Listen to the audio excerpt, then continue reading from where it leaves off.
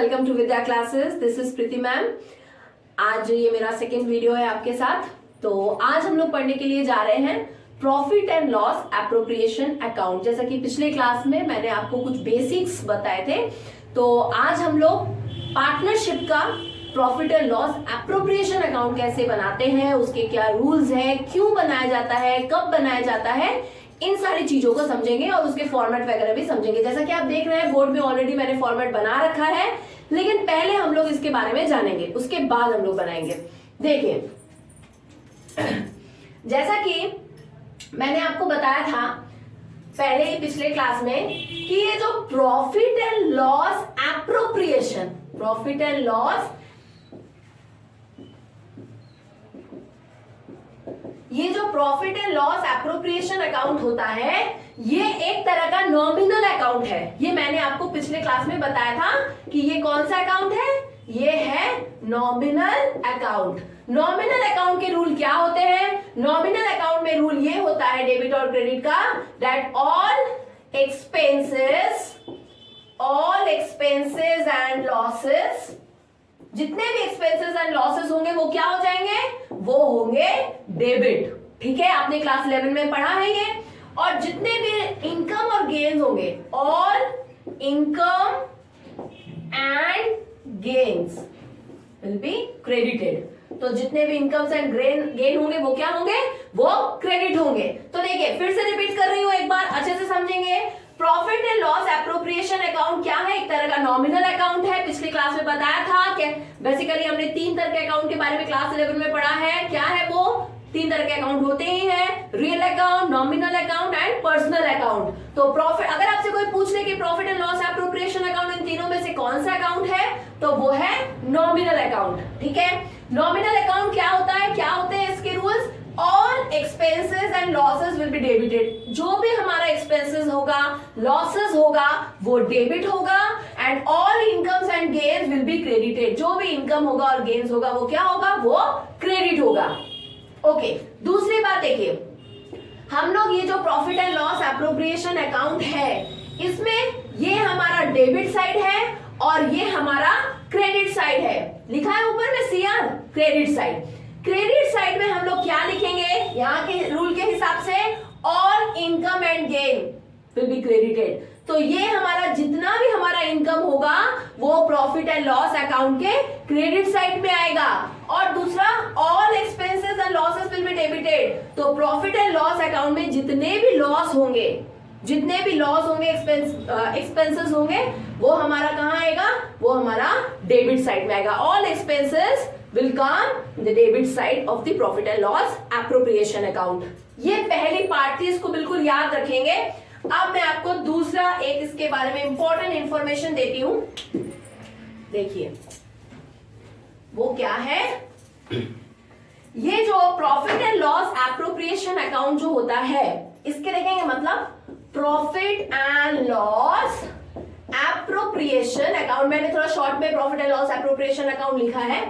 इसका मतलब क्या होता है? जो एप्रोप्रिएशन है ना, मतलब डिस्ट्रीब्यूट करना, बांटना। ठीक है, तो यहां पे हम लोग क्या करते हैं? Profit and loss appropriation account में हम लोग क्या करते हैं? Profit and loss appropriation account में हम लोग प्रॉफिट को डिस्ट्रीब्यूट करते हैं। क्या करते हैं? प्रॉफिट को डिस्ट्रीब्यूट करते हैं। किसके बीच में प्रॉफिट डिस्ट्रीब्यूट किया जाता है? प्रॉफिट डिस्ट्रीब्यूट किया जाता है अमॉन्ग द पार्टनर्स।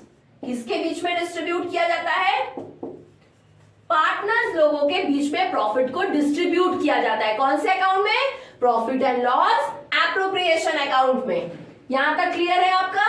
अब हम लोग देखेंगे और एक ठो बात हम लोग समझेंगे कि देखिए, ये जो हम लोग इसमें जितने भी ट्रांजेक्शन्स करने के लिए जा रहे हैं, पहली बार profit and loss appropriation account जो है ये फार्म बेस्ड अकाउंट है। देखिए, इसके अंदर में ये प्रॉफिट एंड लॉस अकाउंट में एक बहुत मैं आपको एक बेसिक कॉन्सेप्ट बता रही हूँ। ये हम लोग क्योंकि अकाउंट्स के स्टूडेंट्स हैं, कॉमर्स के स्टूडेंट्स हैं, तो थोड़ा सा आपको लॉजिक लगाना पड़ेगा। यहाँ पे हम लोग क्या लिख रहे हैं? क्रेडिट साइड पे हम लोग क्या लिख रहे हैं? आप लोग देखे हैं इंटरेस्ट ऑन ड्रॉइंग, लिखा है मैंने। तो ये जो इंटरेस्ट ऑन ड्रॉइंग होता है, पार्टनर्स लोगों के व्यू पॉइंट से पहले सोचिए, पार्टनर्स लोगों को तो अपने पास से पैसे देने पड़ रहे हैं, इसके लिए किसको देने पड़ रहे हैं? फार्म को देने पड़ रहे हैं। तो पार्टनर्स लोगों के लिए ये कभी भी इनकम नहीं है या उनके लिए ये बेनिफिशियल नहीं है। उनके पास से पैसा जा रहा है, वो पैसे पे कर रहे हैं फार्म को, तो उनके लिए एक तरह का लॉस है, लेकिन उनका लॉस, पार्टनर्स लोगों का लॉस है, लेकिन फार्म के लिए क्या है? फार्म के लिए ये इनकम है। इसीलिए हम लोग ने इसे क्रेडिट साइड में लिखा। मैंने आपको बताया कि profit and loss appropriation account है, ये फार्म बेस्ड है, तो फार्म का इनकम वो इधर आएगा। तो ये इंटरेस्ट ऑन ड्रॉइंग किसका इनकम है? ये हमारे फार्म का इनकम है, पार्टनर्स लोगों का इनकम नहीं है। ओके, अब देखिए यहां पे आ जाएंगे डेबिट साइड में। हम लोग सबसे ऊपर क्या लिखते हैं? सबसे ऊपर हम लोग लिखते हैं to interest on capital, to salaries of partners, to commission to partners. तो ये जो तीनों आइटम है, ये किसको पे किया जा रहा है? ये पार्टनर्स को पे किया जा रहा है। कौन पे कर रहा है? फार्म पे कर रहा है। तो ये जो है पार्टनर्स को मिल रहा है, तो ये पार्टनर्स के लिए तो इनकम है, लेकिन फार्म के लिए क्या है? फार्म के लिए ये एक्सपेंसेस है, फार्म का लॉस है, ये फार्म के लिए बेनिफिशियल नहीं है।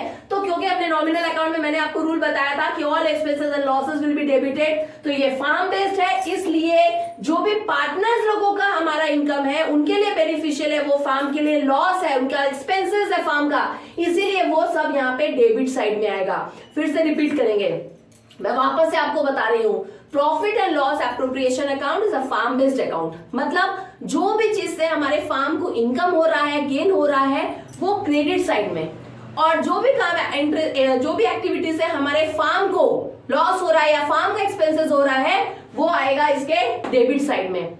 ठीक है, दूसरी बात हमेशा याद रखेंगे, फार्म का अगर यहाँ पे इनकम है, मतलब हमारे पार्टनर्स लोगों के लिए वो क्या हो जाएगा? वो एक्सपेंसेस है। सिंपल सा बात है, क्योंकि इंटरेस्ट ऑन ड्रॉइंग फार्म का तो इनकम है, फार्म को मिल रहा है, पार्टनर्स पे कर रहे हैं, लेकिन पार्टनर्स लोगों के लिए तो ये उनके पास से खर्चे हो रहे हैं, उनके लॉस जा रहा है, उनका ये एक्सपेंसेस है उनकी तरफ से।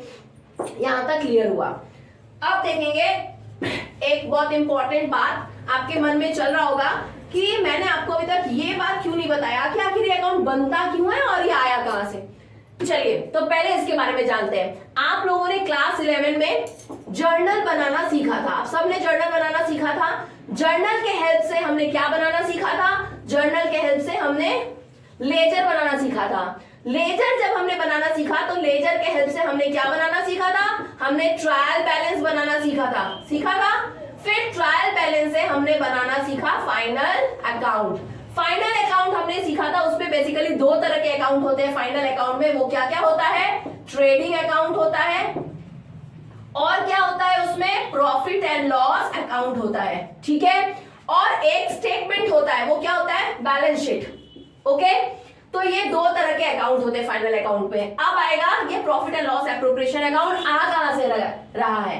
तो ये जो प्रॉफिट एंड लॉस अकाउंट हम लोग बनाते थे, इस प्रॉफिट एंड लॉस अकाउंट से क्या निकल के आता था? इस प्रॉफिट एंड लॉस अकाउंट से नेट प्रॉफिट निकल के आता था। क्या आता था? Net profit. पहले ट्रेडिंग बनता था, ट्रेडिंग से निकलता था ग्रॉस प्रॉफिट, उस ग्रॉस प्रॉफिट को हम लोग ट्रांसफर करते थे प्रॉफिट एंड लॉस अकाउंट में। फिर उस प्रॉफिट एंड लॉस अकाउंट में ग्रॉस प्रॉफिट जब ट्रांसफर हम लोग करते थे, फिर वहां सारे ट्रांजेक्शंस करने के बाद उससे निकल के आता था नेट प्रॉफिट। ये हम लोग करते थे किसी सोल प्रोप्राइटर का अगर हम लोग बनाते थे बैलेंस शीट, तभी हम लोग काम करते थे। अभी मान लीजिए सोल प्रोप्राइटर यहाँ नहीं, अपने लोग आ गए पार्टनरशिप, क्योंकि अपने पार्टनरशिप पढ़ रहे हैं, पार्टनर्स के लिए सोचेंगे कि अगर उस वैसा सिचुएशन होगा तब हम लोग क्या करेंगे। तो यहाँ पे हम लोग क्या करेंगे, एक ही पार्टनर को, जब सोल प्रोप्राइटरशिप पे क्या होता है कि जो भी बिजनेस का प्रॉफिट हो रहा है, लॉस हो रहा है, वो अकेला एक ही बंदे को मिलेगा। तो जो प्रॉफिट आया अपने उसको दे रहे हैं, कुछ बार डिस्ट्रीब्यूट करने का कोई झंझट नहीं था, तो सिंपल अपने बैलेंस शीट बनाते थे, वहां पे कैपिटल में नेट प्रॉफिट ऐड कर देते थे। लेकिन पार्टनरशिप में क्या हो जाता है, अगर पार्टनरशिप फार्म है तो वहां पे तो और भी पार्टनर है, 2 हो सकते हैं, 3 हो सकते हैं, 4 हो सकते हैं, तो वहां पे इस तरह से बैलेंस शीट जैसा हमने क्लास 11 में सीखा था वैसा करने से नहीं चलेगा। तो हम लोग क्या करेंगे, ये जो नेट प्रॉफिट निकल करके आएगा, इसी नेट प्रॉफिट को हम जब पार्टनर्स लोगों में डिस्ट्रीब्यूट करेंगे, वो कौन से अकाउंट में करेंगे? इस नेट प्रॉफिट को पार्टनर्स लोगों में बांटेंगे। इस नेट प्रॉफिट को बांटने के लिए पार्टनर्स लोगों में हम लोग ये profit and loss appropriation account करेंगे।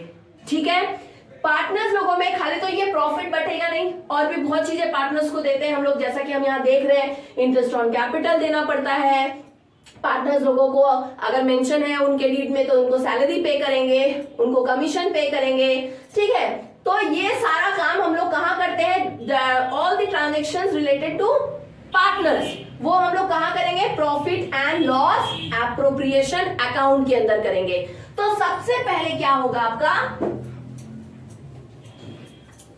तो समझ में आया, प्रॉफिट एंड लॉस अकाउंट बनेगा, इससे निकलेगा नेट प्रॉफिट, ठीक। और देख इसी नेट प्रॉफिट को हम जाकर बांटेंगे, डिस्ट्रीब्यूट करेंगे profit and loss appropriation account में जब हमारा पार्टनरशिप फॉर्म होगा। तो यहाँ पे देख रहे हैं बाई साइड पे लिखा हुआ है ना, by profit and loss account लिखा है ना। ये प्रॉफिट एंड लॉस अकाउंट, ये कौन सा प्रॉफिट है, देखो यहाँ पे लिखा है profit transferred from profit and loss account, मतलब ये प्रॉफिट एंड लॉस अकाउंट में जो नेट प्रॉफिट निकल के आएगा इसी को हम यहाँ पे लिखेंगे, ठीक है। और एक बात याद रखेंगे, कोई भी ट्रांजेक्शन अगर वो प्रॉफिट एंड लॉस अकाउंट का अगर कोई भी आइटम है जो प्रॉफिट एंड लॉस अकाउंट में आता है, वो कभी भी हम लोग profit and loss appropriation account में लेके नहीं आ सकते हैं। फॉर एग्जाम्पल जैसा कि लिखा हो, अगर आपके क्वेश्चन में दिया हो मैनेजर्स कमीशन, मैनेजर्स कमीशन, ठीक है ना। मैनेजर्स कमीशन कहाँ आता है, हमने क्लास 11 में पढ़ा है ना। तो मैनेजर्स कमीशन किसका पार्ट है, वो है प्रॉफिट एंड लॉस अकाउंट का। तो ये मैनेजर्स कमीशन को हम नहीं लेके आ सकते हैं profit and loss appropriation account में, ऑफिशियली लेके नहीं आ सकते हैं। लेकिन हम एक काम कर सकते हैं, मान लो अगर हमको कहीं पर क्वेश्चन में दे दिया गया हो कि मैनेजर्स कमीशन जो है वो हमारा प्रॉफिट एंड लॉस अकाउंट में ऑलरेडी जो नेट प्रॉफिट निकल करके आया है उसमें वो ऑलरेडी इंक्लूडेड है, ठीक है। मतलब हमने उसको अभी भी मतलब मैनेजर को हमने कमीशन नहीं दिया है, बिना दिए हुए हमारा नेट प्रॉफिट निकल करके आ गया और उसी नेट प्रॉफिट को आपको क्वेश्चन में दे दिया, तो वो रॉन्ग है। उस नेट प्रॉफिट को हम लोग वो मेरा एक्चुअल नेट प्रॉफिट नहीं है, क्योंकि एक्चुअल नेट प्रॉफिट कब आएगा, जब हम उसमें से मैनेजर्स कमीशन भी डिस्ट्रीब्यूट कर देंगे, क्योंकि मैनेजर्स कमीशन भी profit and loss appropriation account का ही पार्ट होता है। तो हम लोग क्या करेंगे उसके लिए, हम लोग यहाँ पर क्या करने के लिए जाएंगे, हम लोग मैनेजर्स कमीशन का जो भी अमाउंट होगा, यहाँ पर मान लीजिए एग्जांपल, मान लीजिए आपको क्वेश्चन में दे दिया है कि 1 लाख रुपया हमारा नेट प्रॉफिट है, ठीक है। उस नेट प्रॉफिट में से अभी तक हमने पे नहीं किया है मैनेजर्स कमीशन, तो हम यहाँ पर क्या करेंगे बताइए आप, वो एक्चुअल नेट प्रॉफिट तो नहीं है। मान लो हमने प्रॉफिट एंड लॉस अकाउंट बनाया था, यहाँ हमने सारे इनकम लिख दिए थे, यहाँ सारे एक्सपेंसेस लिख दिए थे। इनकम साइड जब हमने ऐड किया था क्रेडिट साइड का, तो मान लो मेरा 2000 निकल करके आया। एक्सपेंसेस साइड सब ऐड किए तो मान लो मेरा 1500 निकल करके आया। और मैनेजर्स कमीशन था मेरा 200 रुपया, हमने मैनेजर कमीशन की एंट्री की ही नहीं है। तो हमारा प्रॉफिट कितना आएगा, इस 2000 में से क्रेडिट साइड में टोटल खर्चा 1500 माइनस करेंगे तो हमारा नेट प्रॉफिट कितना निकल के आएगा, 500 रुपया। बैलेंसिंग फिगर हमारा नेट प्रॉफिट कितना निकल के आएगा, 500 रुपया। तो ये नेट प्रॉफिट सही नहीं है, क्यों, क्योंकि हमने ये 200 की एंट्री की नहीं है। तो हम क्या करेंगे, उस 500 में से हमको ये 200 जब हम माइनस कर देंगे, इस 500 में से जब ये 200 मैनेजर कमीशन का हम हटा देंगे, तब जाके हमको 300 निकल के आएगा और ये होगा हमारा असली नेट प्रॉफिट। तो हम कभी भी ऑफिशियली कोई भी ट्रांजेक्शन जो प्रॉफिट एंड लॉस अकाउंट का जो भी एंट्रीज होता है, उस एंट्री को हम कभी भी profit and loss appropriation account में नहीं लाते हैं। लेकिन अगर अनऑफिशियली हम लोग एक काम कर सकते हैं, वो क्या है कि हम लोग यहाँ पर ब्रैकेट में नेट प्रॉफिट लिख देंगे, जो भी हमारा दिया हुआ है उसमें से हम मैनेजर्स कमीशन को माइनस कर देंगे, माइनस करके बाहर जो फिगर आएगा वो लिख देंगे और फिर उसके ऊपर हमारा एक्चुअल नेट प्रॉफिट होगा, उस पर फिर हम पूरा का पूरा सम्स बनाएंगे। तो मैंने आपको अभी बताया, फिर से एक बार रिपीट करूंगी, अच्छे से देखेंगे। बाय साइड में हम लोग क्या लिखते हैं, by profit and loss account. ये क्या है, ये हमारा नेट प्रॉफिट है। कौन सा नेट प्रॉफिट है, जो हमको प्रॉफिट एंड लॉस अकाउंट से निकल करके आता है, आपको क्वेश्चन में दे देगा क्या का नेट प्रॉफिट कितना है।